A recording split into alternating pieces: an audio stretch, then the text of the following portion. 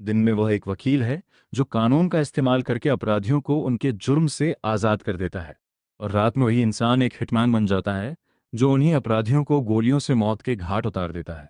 उसके क्लाइंट अमीर, रसूखदार और बेहद गंदे लोग होते हैं, जिनके खिलाफ इतने पक्के सबूत होते हैं कि बड़े बड़े लॉ फर्म भी उनका केस लेने से डरते हैं।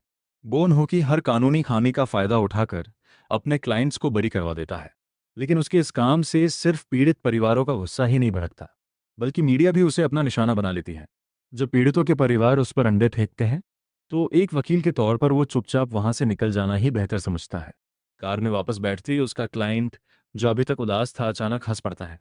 बोन होकी उसके पास बैठकर मुस्कुराते हुए उसकी तारीफ करने लगता है।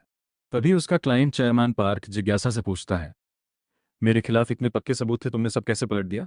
बोन होकी मासूम बनते हुए जवाब देता है, क्योंकि वो सबूत कभी थे ही नहीं, इसलिए मैंने बस यही कहा कि वो मौजूद ही नहीं है। और अगर आप बार बार पूछेंगे कि वो गए कहाँ, तो क्या ये मेरे लिए अजीब स्थिति नहीं बन जाएगी? कुछ पल के लिए दोनों चुपचाप एक दूसरे को देखते हैं, और अगले ही पल दोनों जोर से हंस पड़ते हैं। चेयरमैन पार्क बोन होकी से बेहद खुश होता है और उसे अपना लीगल डायरेक्टर बनाना चाहता है। बोन होकी कहता है, आज आराम कीजिए, मैं जल्द ही आपसे फिर मिलने आऊंगा। उसी रात चेयरमैन पार्क दो महिलाओं के साथ एक गुप्त मुलाकात तय करता है। जैसे ही माहौल शुरू होने वाला होता है, खिड़की के पास खड़ी महिला को अचानक कोई आवाज़ सुनाई देती है। वह घबराकर कहती है, कोई बाहर से आ रहा है। और सच में वह कोई और नहीं, खुद बोनो की होता है। वह कैजुअली कहता है, मैं तो बस टहलते हुए इधर से गुजर रहा था। चेयरमैन पार्क हैरान रह जाता है, ये 34वीं मंजिल है, तुम यहाँ कैसे? गुस्से में वो चिल्लाता है, काम तो हो चुका था, फिर तुम यहाँ क्यों आए हो? बोन होकी शांत स्वर में कहता है, क्या मैंने नहीं कहा था कि मैं दोबारा आपसे मिलने नहीं आऊंगा? लेकिन इस बार मैं एक नए काम के लिए आया हूँ। चेयरमैन पार्क उलझन में पड़ जाता है। नया काम? बोन होकी हल्की मुस्कान के साथ कहता है, शायद मुझसे गलती हो गई, मुझे आपको पहले बता देना चाहिए था। ये केस किसी वकील के लिए नहीं है। चेयरमैन पार्क हंसता है और कहता है, मुझे नहीं पता क्या चल रहा है, लेकिन तुम गलत इंसान के पास आए हो। कुत्तों को कुत्तों का खाना ही खाना चाहिए। अगर वो इंसानों का खाना चाहेंगे तो उन्हें फाड़ कर मार दिया जाएगा। इस पर बोन होकी गंभीर आवाज में कहता है, चेयरमैन, एक पेशे में एक मशहूर कहावत है, जो सिर्फ तलवार चलाना जानते हैं वो तीसरे दर्जे के होते हैं, जो हर हथियार चलाना जानते हैं वो दूसरे दर्जे के। चेयरमैन पार्क के माथे पर पसीना आ जाता है। उसे एक कहानी याद आती है, एक ऐसे इंसान की जो ऑक्टोपस के टेंटिकल से भी किसी को मार सकता है। बोन होकी आगे कहता है, और जो पहले दर्जे के हत्यारे होते हैं वे इस दुनिया की किसी भी चीज को हथियार बना सकते हैं। चेयरमैन पार्क खुद को संभालते हुए गरजता है, तो आओ देखते हैं तेज कौन है, ऑक्टोपस या तलवार।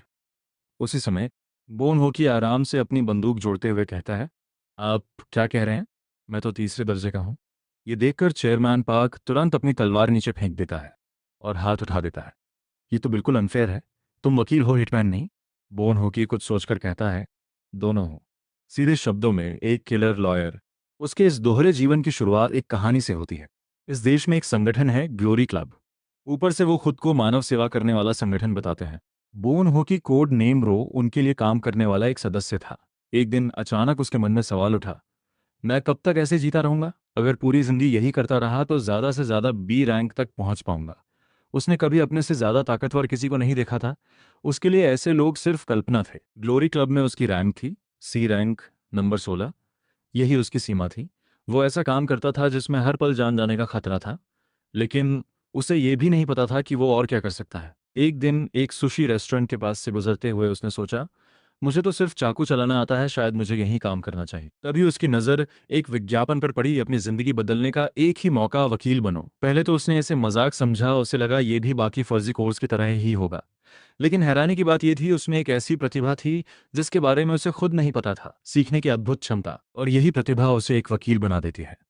अंदर से वो बेहद खुश था। कम से कम अब मुझे अपनी जान जोखिम में डालकर काम नहीं करना पड़ेगा, शब्दों से कमाई करना ही काफ़ी है। इसके बाद उसने अपनी जान जोखिम में डालकर कमाए गए पैसों से अपना खुद का लॉ फर्म खोल लिया। अब बस उसे आराम से पैसा कमाना था। लेकिन 5 महीने बीत गए, एक भी केस नहीं मिला, और ऊपर से लोन का ब्याज बढ़ता जा रहा था।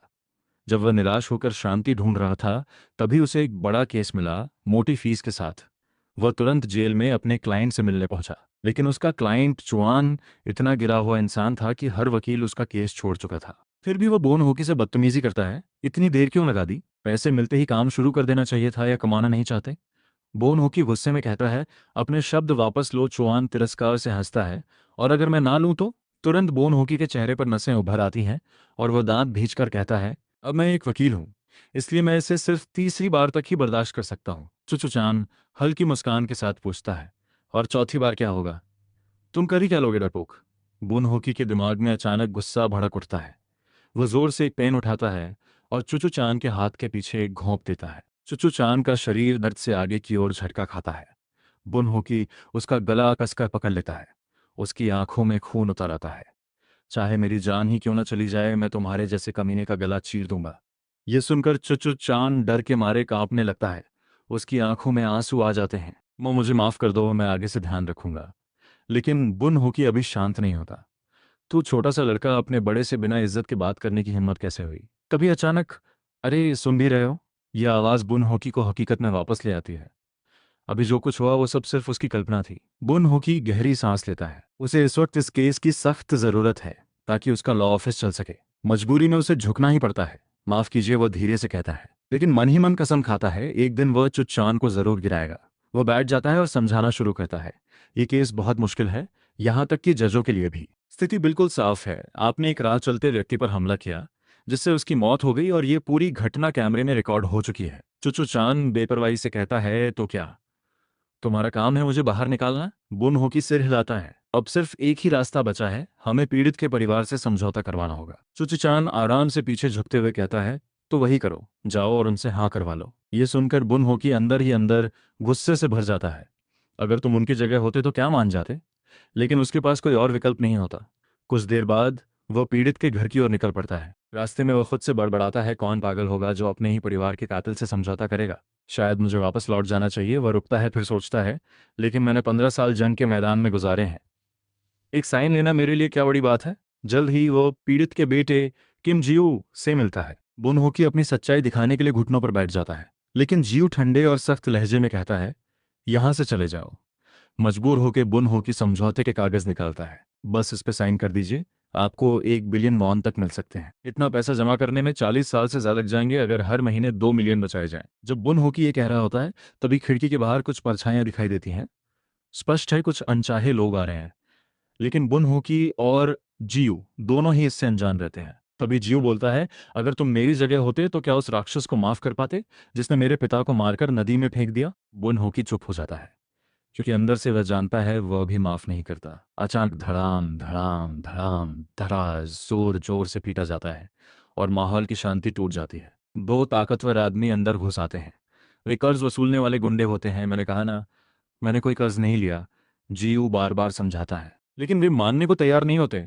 बुन होकी एक नज़र में ही उनकी चाल समझ जाता है। ये एक पुराना दबाव बनाने वाला तरीका है। आखिरकार वो धीमी लेकिन मजबूत आवाज में बोलता है, बैठकर ठीक से बात करते हैं, क्या कहते हो?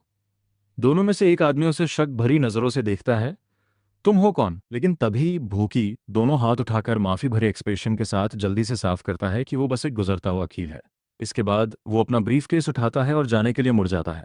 वो जिक उसकी जाती हुई पीठ को देखता है और कहता है, ये बोन हो के वकील कम हिटमैन ज्यादा लगता है। जी भी इस अजीब आदमी की असली पहचान पर शक करने लगता है। जियो के घर से निकलने के बाद बुनहोकी तुरंत चुचान को कॉल करता है और रिपोर्ट देता है, मैंने उन्हें मनाने की पूरी कोशिश की, लेकिन पीड़ित का परिवार अभी भी गम में है और मानने को तैयार नहीं है। हालांकि लोगों के दिल खोलना मेरी खासियत है, वे जल्द ही अपना रुख बदल देंगे। लेकिन चुच्चान उसे बीच में ही रोक देता है, इतनी मेहनत करने की जरूरत नहीं है, बस इंतजार करो, वो दो नकली कर्ज वसूलने वाले अपना काम कर लेंगे।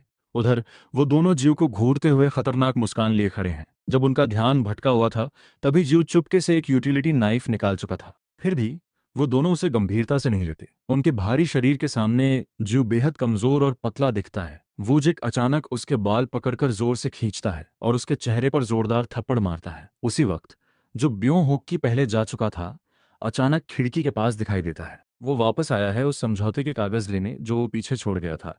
बेशक ये कागज शायद उसने जानबूझकर छोड़े थे क्योंकि उसे चिंता थी, लेकिन उन दोनों का ध्यान इस तरफ बिल्कुल नहीं जाता। जैसे ही वोंग चुन गिल बी और होकी को भगाने के लिए आगे बढ़ता है, जियो मौका पाकर वू के हाथ पर वार करता है और खुद को छुड़ा लेता है, लेकिन गुस्से से भरा वो उसे जोरदार किक मारकर दूर फेंक देता है। एक स्टूडेंट भला वो का मुकाबला कैसे कर सकता है? जैसे ही वो उसे धमकाना जारी रखता है, अचानक बोन होकेई खिड़की तोड़कर तोप के गोले की तरह अंदर घुसता है और सीधे अपने घुटने से वू के चेहरे पर जोरदार वार करता है। जियो यह सब देखकर सदमे में जम जाता है। बोन होकेई बड़ी सहजता से लैंड करता है, जबकि वो जमीन पर जोर से गिरता है। लेकिन खड़े होते ही बोन होकेई शांति से कानून की धाराएं बोलना शुरू करता है कि कंट्री क्रिमिनल कोड की धारा 319 के अनुसार किसी के घर में अवैध घुसपैठ करने पर 5 मिलियन तक जुर्माना या 3 साल तक की सजा हो सकती है। और डेब्ट कलेक्शन एक्ट की धारा 9 के अनुसार अगर कोई अवैध तरीके से कर्ज वसूली करता है और इससे डर, चिंता या नुकसान होता है तो उसे 3 साल तक की सजा हो सकती है। स्थिति बिगड़ती देख वो जो चाकू लेकर हमला करता है और हुआंग चुंगिल को बुन होकी को पकड़ने के लिए कहता है। वो सही मौके का इंतजार करता है और हवा में छलांग लगाता है, लेकिन बुन होकी पूरी तरह शांत खड़ा रहता है। अगले ही पल वो झटके से खुद को छुड़ाता है और बिना पीछे देखे एक सटीक साइड किक मारकर हवा में उछलते वूजे को दूर फेंक देता है। फिर वो आराम से अपनी बेल्ट निकालता है और बोलता रहता है, गैर कानूनी बंधक बनाने का अपराध क्रिमिनल कोड धारा 276, जो भी किसी को बंधक बनाएगा उसे 7 मिलियन तक जुर्माना या 5 साल तक की सजा हो सकती है। बुन होकी अपनी तेज निगाहों के साथ वहीं खड़ा रहता है। जीव पूरी तरह स्तब्ध खड़ा है। बुन होकी गुस्से में कहता है, मैंने इस हेयर स्टाइल के लिए अच्छे पैसे दिए थे और तुमने इसे खराब कर दिया। तुम जानते भी हो जब एक किलर नहीं, जब एक वकील गुस्सा होता है तो कितना खतरनाक होता है। तुम्हारी ये हरकतें सिर्फ अपमान को न्योता दे रही हैं। कुल मिलाकर जुर्माना बनता है 42 मिलियन, लेकिन मैंने पुलिस को नहीं बुलाया, इसलिए मैं सिर्फ ये रकम ले लूंगा। और हाँ, मैंने तुम्हारी पूरी हरकत रिकॉर्ड कर ली है, गैरकानूनी बंधक बनाना, हिंसक वसूली और मारपीट, सब कुछ ऑडियो बिल्कुल सफ है। अगर कानूनी सलाह चाहिए हो तो मेरे पास आना। फिर वो जू से कहता है, ये लो, तुम भाग्यशाली हो कि मैं यहाँ था, लेकिन अब से हमेशा सतर्क रहना, अपने पिता का सही से अंतिम संस्कार करना, उन्हें सम्मान के साथ विदा करना, और इन कमीने लोगों को मैं पुलिस के हवाले कर दूंगा। जैसे ही बयान हो कि दरवाजे से बाहर जाने वाला होता है, जू पीछे से अचानक आवाज लगाता है, अंकल। बयान हो कि चिढ़कर कहता है, मैंने कितनी बार कहा है मैं कोई बूढ़ा नहीं हूं। लेकिन जू गंभीर आवाज में बोलता रहता है, अंकल आप सच में वकील नहीं है ना? ये सुनकर बयान हो कि तुरंत पलटता है, मैं नहीं। फिर खुद को संभालते हुए कहता है, मेरा मतलब मैं बूढ़ा नहीं हूं, मैं सच में वकील हूं, लेकिन सिर्फ वही नहीं, फिलहाल मुझे वकील ही समझो। जीव गंभीर चेहरे के साथ कहता है, मैं आपको हायर कर रहा हूं। बोन होके ही चौंक जाता है। जीव सम्मान के साथ पैसे आगे बढ़ाता है, चुशान जिसने मेरे पिता को मारा, कृपया उसे मारने में मेरी मदद कीजिए। बे होकी तुरंत हाथ हिलाकर मना करता है, जीव मैं यहाँ सिर्फ समझौते के लिए आया था, ऐसे मामलों के लिए तुम्हें पुलिस के पास जाना चाहिए। मैं सिर्फ एक वकील हूं, मुझे अब जाना होगा। ये सुनकर जीव वहीं खड़ा रह जाता है, उसकी आंखों की चमक धीरे धीरे फीकी पड़ जाती है। उधर जल्दी में बुन्हों की अनजाने में उसी टूटी खिड़की की तरफ बढ़ जाता है, फिर अचानक रुककर धीरे से बुदबुदाता है। वो फिर घबराते हुए दरवाजे की ओर बढ़ता है, खुद को बहाने देते हुए, अरे मैं तो बस गलत रास्ते आ गया था, जिंदगी में ऐसी छोटी मोटी गलतियां तो हर किसी से हो जाती हैं। आखिर दरवाजे तो दो तरफ खुलते हैं, है ना? अचानक वो रुक जाता है। उसके दिमाग में एक शानदार आइडिया चमकता है, ये मैंने पहले क्यों नहीं सोचा। पहले मैं जीव को सेटलमेंट का पैसा देकर एग्रीमेंट करवा दूंगा, फिर मैं कोर्ट में चुच्चन का बचाव करूंगा और एक वकील की तरह अपनी फीस भी ले लूंगा, और उसके बाद जी से असाइनमेंट एक्सेप्ट करूंगा, जो उसी सेटलमेंट के पैसे से मुझे पे करेगा, और हिटमैन बनकर चुच्चम को खत्म कर दूंगा। मतलब एक ही काम से डबल पैसा। ये तो एक मैसिव ड्यूअल कमीशन है। इसी वक्त जीव अब भी वहीं खड़ा है, थोड़ा उलझन में। बयान होकी उसे एक रुमाल थमाता है और कहता है, अपने आंसू पोंछ लीजिए मेरे क्लाइंट। मैं लॉयर हूं, आपको यकीन दिलाता हूं कि मैं उस आदमी को साफ साफ खत्म कर दूंगा।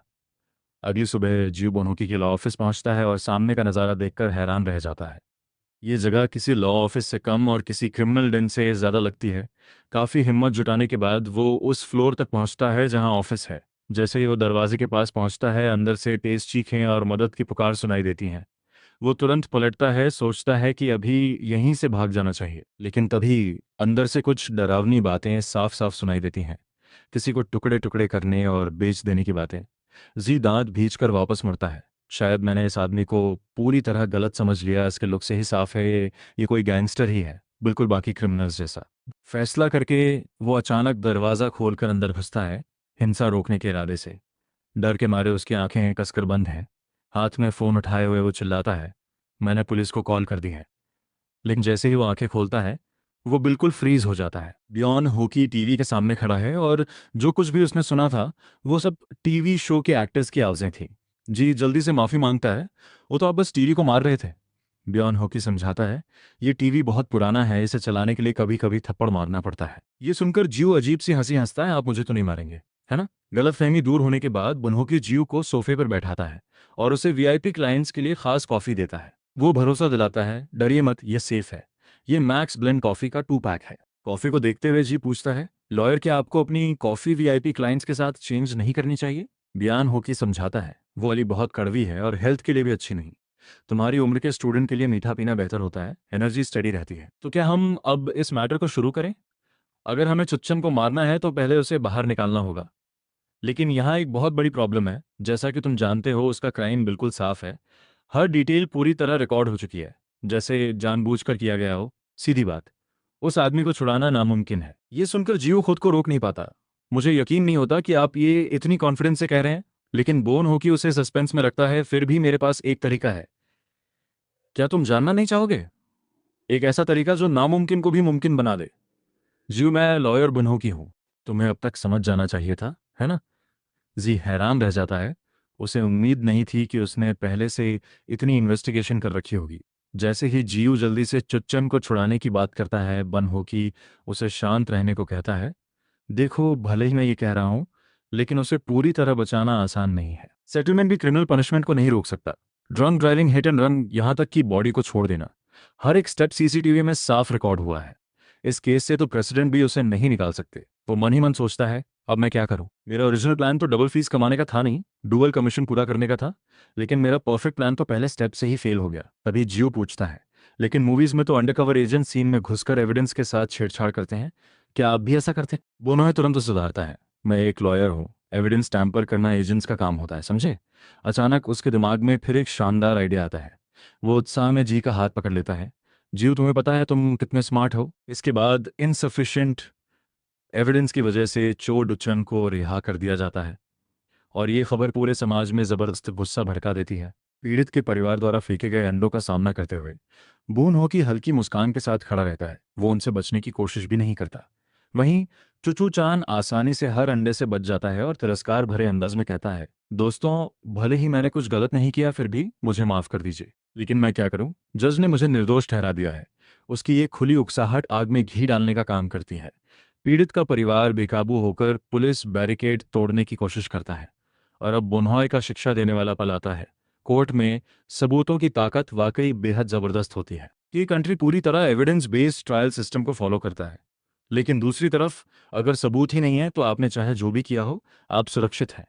मेरी बेहतरीन हिटमैन स्किल्स और मजबूत लीगल नॉलेज के साथ एविडेंस में घुसपैठ करना और उसे बदलना मेरे लिए बच्चों का खेल है। तभी पीछे से एक आवाज आती है, लॉयर वन हो की। वो मुड़कर देखता है और तुरंत पूछता है, क्या आप मुझे बुला रहे थे? सामने खड़ा है प्रोसिक्यूटर हंजन की। यही वो इंसान है जो इस केस को संभाल रहा है।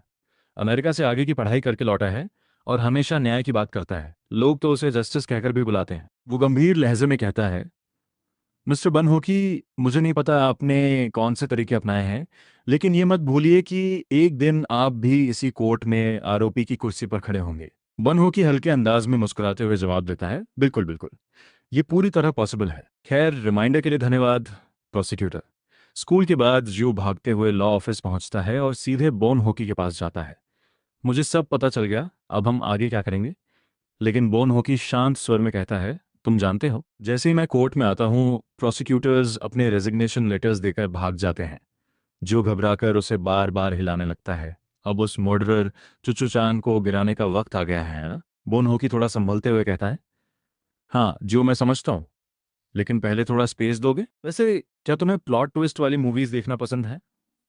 ज्यू कहता है, कभी कभी देखता हूँ, लेकिन आप ये क्यों पूछ रहे हैं? बोन होकी बिना देर किए एक सर्वेलेंस वीडियो खोल देता है, ये तुम्हें देखना ही पड़ेगा। ज्यू तुरंत पहचान जाता है, ये वही फुटेज है जिसे बियॉन होकी ने पहले डिलीट कर दिया था। लेकिन इस वक्त उसका ध्यान सिर्फ अपने पिता का बदला लेने पर है।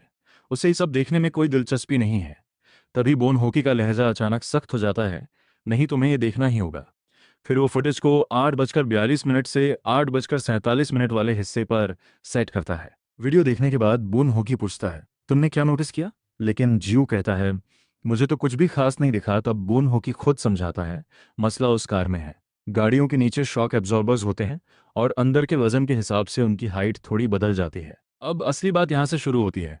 इस बोर्ड पर लिखे टेक्स्ट को ध्यान से देखो। बियान होकी के इशारे के बाद जीव को आखिरकार कुछ अजीब लगता है।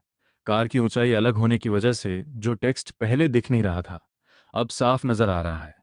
बयान हो कि फिर समझाता है, मतलब उस वक्त एक बड़ा बदलाव हुआ था। चू चांद के अलावा उस कार में एक तीसरा इंसान भी मौजूद था, मतलब उस पर एक बड़ा बदलाव हुआ था। चू चांद के अलावा उस कार में एक तीसरा इंसान भी मौजूद था। एक्सीडेंट के तुरंत बाद उस तीसरे व्यक्ति और चुचू चांद ने अपनी अपनी सीट बदल ली। यानी जिसने तुम्हारे पिता को मारा वो बहुत मुमकिन है कि चुचू चांद नहीं था। बेशक ये अभी सिर्फ एक हाइपोथेसिस है, इसे कंफर्म करना जरूरी है। जो तुरंत पूछता है, तो अब हम क्या करें? अगर सच में कोई और क्रिमिनल है तो चू चांद को छुड़ाकर फिर उसे मारने का क्या मतलब है? बन हो की हल्की मुस्कान के साथ जवाब देता है, तुम इतनी चिंता क्यों कर रहे हो जो? अब तुमने अपने केस के लिए एक किलर लॉयर हायर किया है। कुछ ही देर में रात गहराती है और लॉ ऑफिस के अंदर घना अंधेरा छा जाता है। बन हो की धीरे धीरे बुक शेल्फ के पास टटोलते हुए बढ़ता है। उसे याद है मैकेनिज्म गोस्ट स्ट्रेटजी नाम की किताब और कोल्ड नाइट की कॉपी के बीच में है। अचानक एक हल्की सी क्लिक की आवाज आती है। मैकेनिज्म एक्टिवेट हो चुका है। बन होकी पूरी ताकत लगाकर बुक शेल्फ को खींचता है और आखिरकार वो खुल जाती है। अंदर का नज़ारा चौंका देने वाला है। ये उसका सीक्रेट वेपन्स कैश है। यहाँ सिर्फ अलग अलग तरह की बंदूकें और चाकू ही नहीं है, बल्कि गैस मास्क और एक्सप्लोजिव्स भी रखे हुए हैं। दोपहर में जब उसने जीव को शांत किया तब उसने सारी बात विस्तार से समझाई थी। चुचन तथाकथित एमजेड गैंग का हिस्सा है। ये एक बिखरा हुआ नेटवर्क ऑर्गेनाइजेशन है जिसके मेंबर्स अलग अलग जगहों पर फैले हुए हैं। मतलब अगर हमें असली कल्प्रिट तक पहुंचना है तो हमें एक साथ उसके सभी एसोसिएट से निपटना होगा। इसलिए मैं उनके गैदरिंग के दौरान इन्फिल्ट्रेशन करने का प्लान बना रहा हूँ। ये सुनते ही जीव घबराकर उसे रोकने की कोशिश करता है। ये बहुत ज्यादा खतरनाक है, लेकिन बन हो कि उसे भरोसा दिलाता है, मैं ये काम 10 साल से ज्यादा समय से कर रहा हूँ। कभी मुझे हवा की तरह इनविजिबल होना पड़ता है तो कभी पानी की तरह बहकर अंदर घुसना पड़ता है। परफेक्ट डिस्गाइज मेरी सबसे बड़ी ताकत है। इसी बीच एमजेड गैंग के सभी मेंबर्स एक चाइनीज रेस्टोरेंट में इकट्ठा हुए हैं। सबसे आगे बैठा चुचान घमंड से अपने आदमियों के सामने शेखी बघा रहा है कि वो कैसे आजीवन कारावास से बच निकला। वो ऊंची आवाज में कहता है, ध्यान से सुनो तुम सब, मैं ये सिर्फ एक बार कहूंगा, इनसफिशिएंट एविडेंस, इसलिए नॉट गिल्टी, नॉट गिल्टी। पास बैठा एक आदमी पूछता है, लेकिन मैंने सुना है कि तुमने पीड़ित के बेटे को 1 बिलियन दिया। चुचान लापरवाही से जवाब देता है, वो पैसा वो अपनी पूरी जिंदगी में भी नहीं कमा सकता था, और इस मौके का फायदा उठाकर वो एक गैर जिम्मेदार बाप बनकर अपने बच्चे को छोड़ सकता है। 1 बिलियन मेरे लिए तो बस कुछ महीनों की मेहनत की बात है। वैसे भी इस चैट रूम में मुझे बस 2-4 मीठी बातें करनी होती हैं और बेवकूफ़ों की लाइन लग जाती है मुझे पैसे देने के लिए। अचानक चिच्चू चांद सामने की ओर देखता है। उसके चेहरे पर एक तेज जमीन पर घुटनों के बल बैठा आदमी बेबसी में चुचू चांद से गुहार लगाता है, कृपया मेरा पैसा वापस कर दीजिए। ये वो पैसे हैं जिन्हें मैंने अपनी पूरी जिंदगी की मेहनत से कमाया है। चुचू चांद ठंडे और बेरहम लहजे में जवाब देता है, तुमने ये इन्वेस्टमेंट अपनी मर्जी से किया था और तुम्हें पूरी तरह पता था कि ये क्या है। तुमने अपनी हर एक बचत इसमें डाल दी और आखिर में सब कुछ खो दिया। अब इसमें मेरी क्या गलती है? वो आगे झुककर धीमी लेकिन खतरनाक आवाज में कहता है, तुम जानते हो ना, हमारे पास तुम्हारे पूरे परिवार की डिटेल्स हैं, तुम्हारा वर्क प्लेस, तुम्हारे दोस्त, सबकी जानकारी। हमने जो फोटोज ली हैं उन्हें हर जगह फैला देंगे। फिर वो मुस्कुराते हुए जोड़ता है, वैसे तुम्हारी बहन बहुत खूबसूरत है। तभी एक गुर्गा पास आकर चूचान के कान में फुसफुसाता है, एक मेहमान आया है। ये सुनते ही वहां मौजूद सभी लोग एक साथ दरवाजे की तरफ देखने लगते हैं। दरवाजे पर खड़ा है बुन होकी, भेष बदलकर। वो मन ही मन सोचता है, मैं ये काम 10 साल से कर रहा हूँ, लेकिन ये लोग अपना अड्डा बनाने के लिए हमेशा चाइनीज रेस्टोरेंट ही क्यों चुनते हैं? इस वक्त बन होकी एक डिलीवरी बॉय के भेष में है और चाइनीज ब्लैक बीन नूडल्स लेकर आया है। 2 गुर्गे उसके पास आते हैं, चेहरे पर मजाक उड़ाने वाली मुस्कान लिए। ये क्या सीन है? चाइनीज रेस्टोरेंट में नूडल्स डिलीवर कर रहे हो? चूंकि तुम आ ही गए हो तो जरा टेस्ट करके देखते हैं कितने अच्छे हैं। वो तुरंत बनहुकी के हाथ से डिलीवरी बॉक्स छीनने की कोशिश करते हैं। बनहुकी जोर से चिल्लाता है, नहीं। वो बॉक्स को कसकर पकड़ लेता है और छोड़ने से मना कर देता है। चुचान अचानक सतर्क हो जाता है। ये आवाज कुछ जानी पहचानी लग रही है। अपना हेलमेट उतारो, मुझे देखने दो। तुम मुझे जानते हो, है ना? इस पर बनहुकी के पास जवाब नहीं है। उसे एहसास होता है कि दुश्मनों की संख्या उसके अंदाजे से कहीं ज्यादा है। तभी एक गुर्गा आगे बढ़कर उसका हेलमेट उतारने की कोशिश करता है। बनहोकी के दिमाग में तेजी से प्लान बनने लगता है, अगर ये ऐसे ही चलता रहा तो मेरा पूरा, लेकिन जब कोई रास्ता नहीं दिखता तो उसे सीधे लड़ना ही पड़ता है। अगले ही पल सभी गुर्गे एक झटके में ठिठक जाते हैं। फिर जैसे ही वो संभलते हैं सब बनहोकी पर टूट पड़ते हैं, लेकिन वो एक एक करके दोनों हाथों से सबको गिरा देता है। वो गुस्से में कहता है, मैं इतनी मेहनत से परफेक्ट डिस्गाइज में यहाँ तक पहुंचा और तुमने सब कुछ बर्बाद कर दिया चुचुचान। जैसे ही बन हो की हेलमेट उतारता है, चूचान उसे पहचान लेता है, तुम वही लॉयर हो? यहाँ क्या कर रहे हो? और तुम्हें ये जगह कैसे मिली? बुन हो की तिरछी मुस्कान के साथ जवाब देता है, क्योंकि तुम बहुत बदतमीज हो। तुम्हें अपने बड़ों से बात करना नहीं आता क्या? और सुनो, अगर मैं तुम सबका भी काम तमाम कर दूं तो भी मुझे नॉट गिल्टी ही ठहराया जाएगा। चुचू चांद हैरानी से कहता है, ये कैसी बकवास कर रहे हो? तुम कहना क्या चाहते हो? बुनहो की हल्के व्यंग्य में जवाब देता है, अरे यही तो तुम्हारा फेवरेट डायलॉग है ना? इनसफिशिएंट एविडेंस और केस खत्म। तभी उसके पास खड़ा एक हट्टा कट्टा आदमी हंसते हुए कहता है, इनसफिशिएंट एविडेंस? सच में?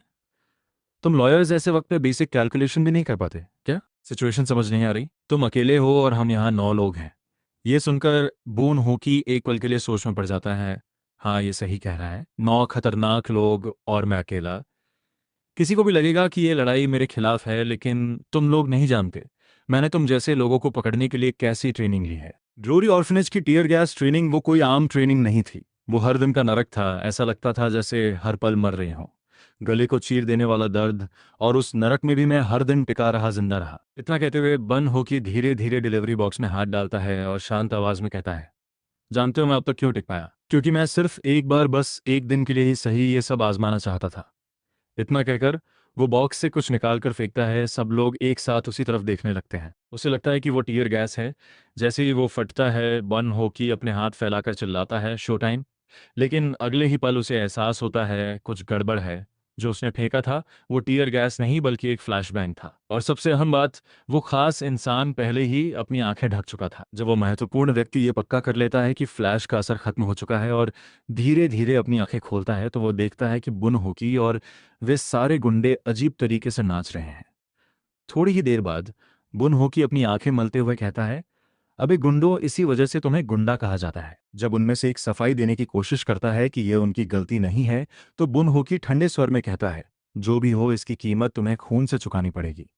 चोन गुस्से से आंखें फाड़ कर उसे घूरता है, साले अब माफी मांगने का कोई फायदा नहीं, मैं सच में तुम्हें मार डालूंगा। यह सुनते ही सारे गुंडे एक साथ बुन हो की तरफ झपट पड़ते हैं। चुचो चांद धीमी आवाज में कहता है, अगर तुमने ईमानदारी से कानून का पालन किया होता तुम आराम से अपनी जिंदगी जी सकते थे। इतने सारे लोगों से तुम नहीं निपट पाओगे। लेकिन तभी उसे कुछ अजीब सा महसूस होता है। बुन हो की बिल्कुल स्थिर खड़ा है। उसके शरीर से एक खतरनाक आभा निकल रही है। चुचो चांद हकलाते हुए कहता है, रुको 1 मिनट। लेकिन तभी 2 गुंडे हवा में छलांग लगाकर बुन होकी पर टूट पड़ते हैं। ये देखकर चुचो चांद जोर से चिल्लाता है, सब लोग रुक जाओ। लेकिन अगले ही पल बुन होकी के मुक्के तोप के गोले की तरह निकलते हैं और दोनों गुंडे हवा में उछलकर दूर जा गिरते हैं। बुन होकी ठंडे लहजे में कहता है, धमकी देने का अपराध, जो भी व्यक्ति दूसरों को डराता है या खतरनाक व्यवहार करता है उसे 5 मिलियन वॉन तक का जुर्माना या 3 साल तक की सजा हो सकती है। तभी एक ताकतवर आदमी लकड़ी की कुर्सी उठाकर बुन होकी पर दे मारता है और मौका पाकर उसे कसकर पकड़ लेता है। उसी समय काले कपड़ों में एक और आदमी लकड़ी की छड़ी लेकर उसकी तरफ दौड़ता है। बुन होकी फिर भी शांत रहता है। जबरदस्ती पैसे वसूलने का अपराध, धमकी देकर पैसा या फायदा मांगने वाले को 20 मिलियन वॉन तक का जुर्माना या 10 साल तक की सजा हो सकती है। इसके बाद कुछ भारी भारी चोटों की आवाज गूंजती है। एक एक करके सारे गुंडे जमीन पर गिर जाते हैं और बुन होकी, बिना उसे यकीन है उसमें जो अभी देखा वह गलत नहीं था। 20 साल तक एक बदमाश की तरह जीने का एक फायदा उसे मिला है। वो शिकारी की आंखें पहचान सकता है और इस वक्त उसके रोंगटे खड़े हो चुके हैं। उसका हर इशारा उसे चेतावनी दे रहा है, यह आदमी खतरनाक है। इसके बाद बुन होकी एक हाथ से टेबल का सहारा लेकर खड़ा होता है और मन ही मन सोचता है, लगता है मैंने सिर्फ पढ़ाई पर ध्यान दिया, इसलिए मेरा शरीर थोड़ा जकड़ गया है। चुचु चांद अब उसके सामने बेहद सम्मान से खड़ा है। बुन होकी उसे बैठने के लिए कहता है। जैसे ही चुच चांद कुर्सी पर बैठता है, बुन होकी ठंडी नजरों से कहता है, तुम्हें कुर्सी पर बैठने की इजाजत किसने दी? चुच चांद तुरंत घुटनों के बल बैठ जाता है। बुन होकी सख्ती से कहता है, अब से मेरे हर सवाल का ईमानदारी से जवाब दोगे? चुचु चांद बार बार सिर हिलाते हुए कहता है, हाँ मैं सब बताऊंगा, यहाँ तक कि अपनी गर्लफ्रेंड का पासवर्ड भी। बुन होकी सीधे सवाल करता है, तुम्हारे पीछे कौन है? चुचु चांद हकलाने लगता है। वह सख्त तौर पर बताने से डरा है। बुन होकी उसे समझाते हुए कहता है, या तो इतनी आत्मविश्वास से मत बोलो या फिर सच सच कबूल करो। वैसे भी तुम जो कहोगे मुझे उस पर भरोसा नहीं है। मेरे पास एक और तरीका है सच्चाई जानने का। वह उसका फोन उठाता है। लॉक स्क्रीन देखते ही थोड़ी देर के लिए रुकता है, सॉरी मैडम बस छू रहा हूँ। इसके बाद वह चुचु चांद का सोशल मीडिया खोलता है। अचानक उसकी आंखें फैल जाती हैं। एक पोस्ट में महंगी घड़ियां और लग्जरी गाड़ियां दिख रही हैं और नीचे लिखा है, स्टॉक रीडिंग रूम, 500% मुनाफे की गारंटी। बुन होकी हल्का सा हंसते हुए कहता है, ये लोग हमेशा परेशानी खड़ी करते हैं। फिर अचानक उसे कुछ मिल जाता है। चैट हिस्ट्री में एक जाना पहचाना चेहरा दिखाई देता है। उसके होठों पर हल्की मुस्कान आ जाती है। लगता है मामला दिलचस्प होने वाला है। अगली सुबह जीव लॉ ऑफिस पहुंचता है और दरवाजे के पास से आवाज लगाता है, अंकल मैं आ गया। बुनहो की सोफे पर बैठा हुआ कहता है, तुमने कभी मुझे ठीक से संबोधित करने के बारे में सोचा भी है? लेकिन जैसे ही वो जियो को देखता है मुस्कुरा देता है। आज हमारे जियो आए हैं तो मैं खास तौर पर मैक्स प्लेटिनम ब्लेंड कॉफी की सलाह देता हूँ। जियो सीधे कहता है, आप खुद ही ज्यादा पिया करो वो कॉफी। दोनों सोफे पर बैठ जाते हैं। बुनहोकी गंभीर होकर कहता है, मामला जितना हमने सोचा था उससे ज्यादा जटिल है। मैं सिर्फ एक बार समझाऊंगा, इसलिए ध्यान से सुनना। वह टेबल पर रखे एक कागज की ओर इशारा करता है। ये चुच्चा चांद के गैंग का ऑर्गेनाइजेशन चार्ट है। जियो ध्यान से देखता है और अचानक बोल पड़ता है, ये क्या है? ये तो संभव ही नहीं। बुनहोकी मुस्कुराते हुए कहता है, क्यों? काफी चौंकाने वाला है ना? जियो जवाब देता है, चौंकाने वाला तो है लेकिन ड्राइंग बहुत खराब है। क्या कोई केजी का बच्चा बना कर गया है? क्या बेकार कागज है? फिर वह शख्स से पूछता है, आपने तो नहीं बनाया? बुनहोकी तुरंत कहता है, बिल्कुल नहीं। जियो हंसते हुए कहता है, तो फिर आपका चेहरा लाल क्यों हो रहा है? बुनहोकी जल्दी से बात बदलता है, खैर ये सब छोड़ो। अगर कोई चैट रूम कहे कि तुम बहुत पैसा कमा सकते हो तो क्या स्टूडेंट्स उसमें शामिल होंगे? जियो सोचकर कहता है, शायद हाँ। थोड़ा अजीब लगेगा पर कोशिश तो करेंगे। बुनहोकी सिर हिलाता है, बस यही बात है, यही उनकी चाल है। जीव भी कहता है, वैसे वो बेकार वाला कागज आपने फेंका नहीं अभी तक? बुनहो की फोन उठाते हुए कहता है, क्या तुमने स्टॉक रीडिंग रूम के बारे में सुना है? जीव से हिलाता है, नहीं। बुनहो की समझाना शुरू करता है, मान लो एक जगह है जहां तुम्हें पहले से बता दिया जाता है कि कौन सा स्टॉक तुम्हें फायदा देगा।